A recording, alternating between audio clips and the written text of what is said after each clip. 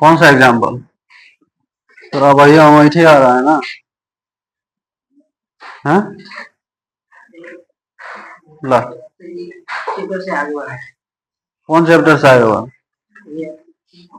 ये अगला चैप्टर का ना? अभी पिछले चैप्टर में कोई डाउट है तो बोलो, नहीं तो अगला तो बता ही रहे हैं। पिछले चैप्टर में अभी 13.1 में कोई डाउट है तो बोलो। है कोई डाउट नहीं है? तो कोई डाउट नहीं है अगला वाला में? चलो बोलेंगे। है 8 नंबर, 8 नंबर के लिए देखते हैं। इमेज था कि पीडीएफ था, समझ नहीं आ रहा है, हमको लग रहा है इमेज है, पीडीएफ ही होगा।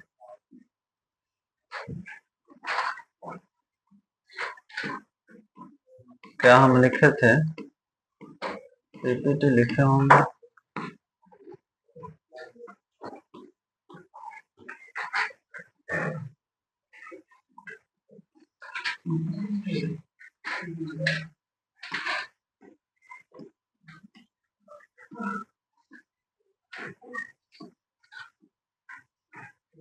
कहाँ चला गया रे?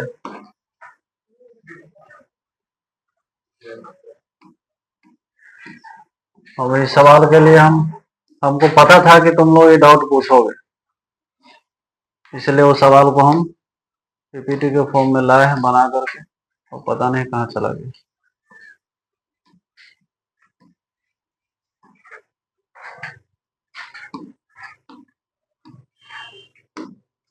अलग से हम खोज रहे हैं।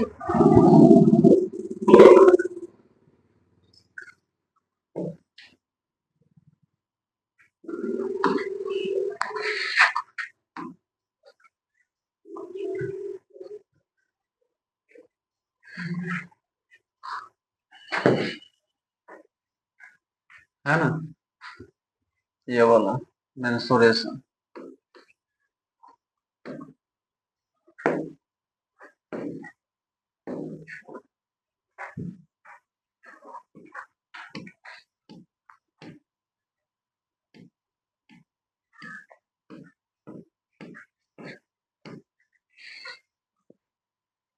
ये रहा, मिल नहीं रहा है सही जगह। ये एक और कौन था? अच्छा, हमको पता है कि हर बैच में डाउट होता है। हम ये अपने से लाए हैं लिख करके, बहुत मेहनत लगा है। बोल रहा है एक सेट घनाभ के आकार का है, एक सेट घनाभ के आकार का है जो दिया हुआ है, जिस पर एक अर्ध बेलन स्थित है। यदि सेट के आधार का आयाम कितना है? 7 मीटर और 15 मीटर। घनाभ की ऊंचाई 8 मीटर है। सेट में शामिल होने वाले हवा का आयतन, पहला पूछा है क्या?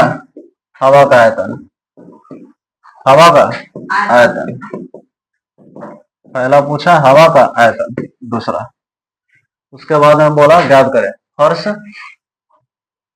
को छोड़कर अंतिम पृष्ठीय क्षेत्रफल ज्ञात करें।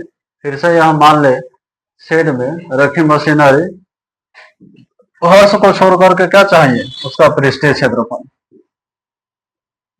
पृष्ठीय क्षेत्रफल चाहिए। किसको छोड़ करके? फर्श को छोड़ करके, फर्श को छोड़कर। तीसरा बोला इसमें, तीसरा बोला है यह मान ले कि शेड में रखी मशीनरी 300 क्यूबिक मीटर स्थान घेरता है। शेड के अंदर 20 लेबर है, जिनमें से प्रत्येक कितना मीटर का स्थान घेरता है। तब शेड में कितना हवा का आयतन होगा?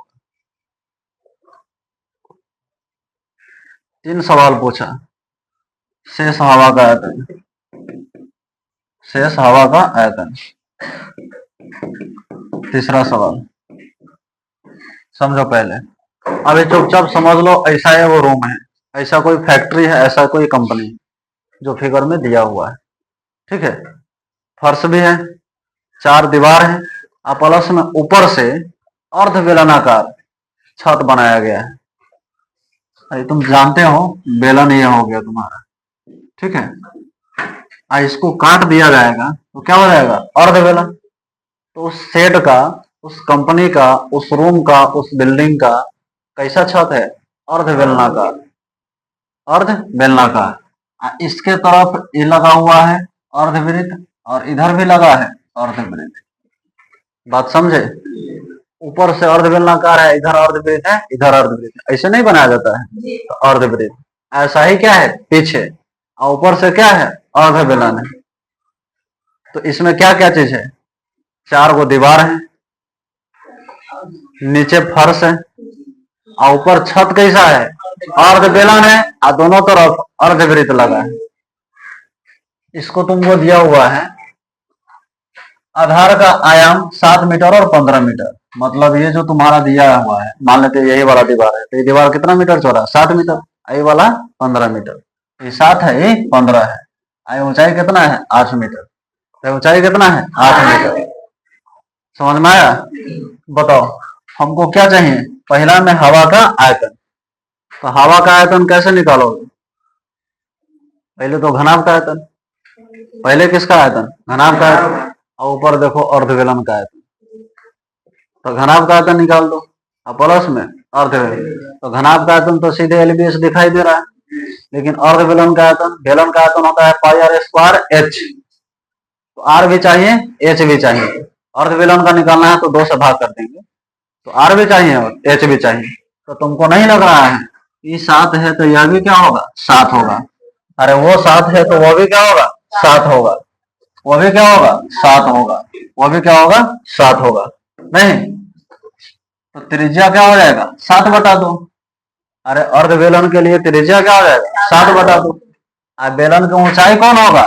जितना ई है उतना ही यह भी होगा। अरे हुआ क्या हुआ? तो सारे चीजें हम एक तरह से पता कर लिए, अब जो निकालना है वो निकाल। बात समझे कि नहीं? सुनो, पहला में निकालना है हमको बेलन हवा का आयतन, वो सेट में। तो लिखते हैं अर्ध बेलन का त्रिज्या। पहले निकालते हैं क्या? अर्ध बेलन का त्रिज्या क्या होगा? 7 बटे 2 क्या हो जाएगा? मीटर। और अर्ध बेलन का ऊंचाई चाहे लंबाई एक ही चीज है। अरे सिलेंडर को खड़ा कर दो तो ऊंचाई, और सुधा दो लंबाई। तो ऊंचाई बेलन का लंबाई चाहे बेलन का ऊंचाई एक के बात है। ठीक है? तुम लोगों को कुछ समझ में आ रहा है? हैं? कौन सा सब्जेक्ट पढ़ाई हो रहा है? कौन सा? अच्छा उससे पूछते हैं। तुम बताओ। तुम हाँ। अरे दोनों बहन में तो तुम खड़ा हो ना। कौन सा सब्जेक्ट पढ़ाई हो रहा है? त्रिकोण। इसलिए तो बोलते हैं लोग, पता नहीं कैसे आ गया ये 10वां में, समझ में नहीं आता। अरे क्षेत्रमिति है, हम सब्जेक्ट पूछे, टॉपिक थोड़ी पूछे। अच्छा हिस्ट्री है कि ज्योग्राफी है कि इंग्लिश है कि हिंदी है? बताओ क्या है? कौन सा सब्जेक्ट पढ़ाई हो रहा है? हिंदी है? अच्छा मैथ है। बैठो। अर्धवेलन में क्या हो जाएगा? ऊंचाई या लंबाई कितना हो जाएगा? 15 मीटर। क्या हो जाएगा? 15 मीटर। पढ़ो, नहीं तो वीडियो रिकॉर्ड हो रहा है उसमें नाम डाल देंगे तो बेइज्जती हो जाएगा, इसलिए घर पे जाकर पढ़ो।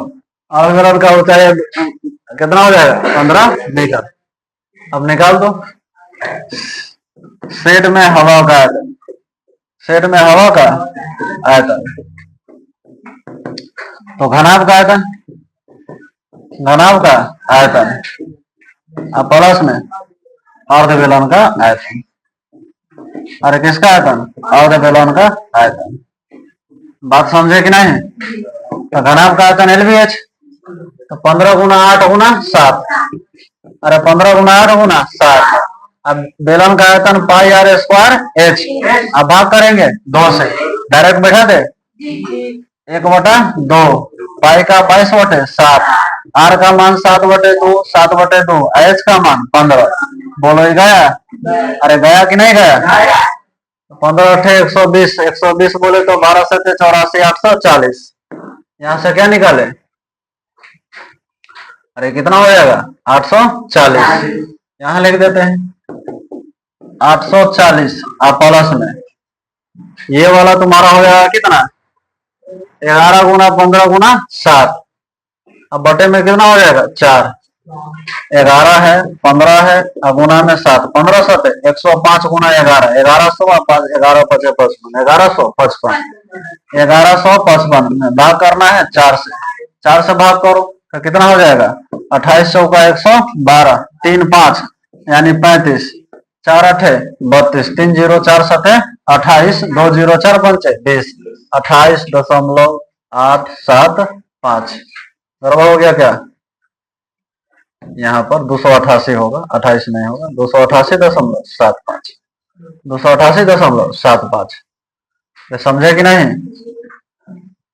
जोड़ दो उसमें 288.75 तो क्या हो जाएगा 8 8 4 12 8 2 10 11 इतना सेंटीमीटर सॉरी मीटर क्यों हवा का आयतन हो जाएगा।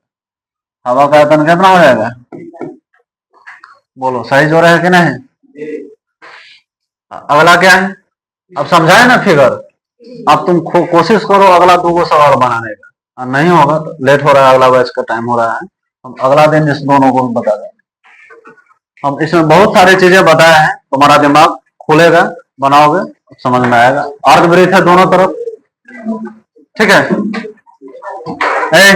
तो कल तुमको 13.2 का जितना एग्जाम्पल है सब बना कर लाना है। पहले एग्जाम्पल न तो हाथ तोड़ के दूसरा हाथ में धरा देंगे चलो है?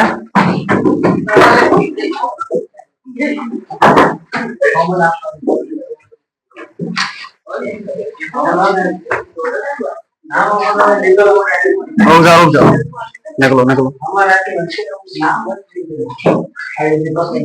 हाँ किताब ले लो किताब ले लो।